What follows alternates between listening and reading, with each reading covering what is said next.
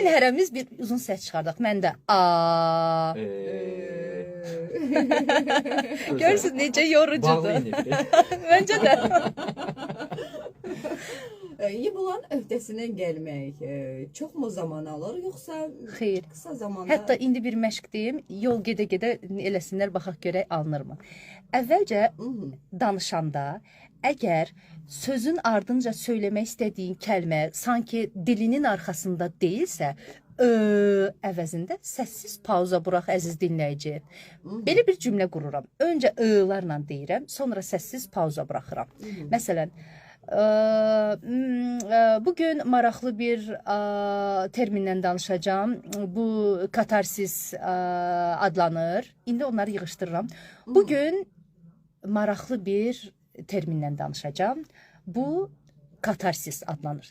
Mən başa düşürəm, belə pauza buraxmaq da sıxıcı ola bilər, amma bir çox insan Digərindən yaxşıdır. Eynən, digərindən yaxşıdır və bir çox insan elə qəbul edəcək ki, bu danışan şəxsin fərdi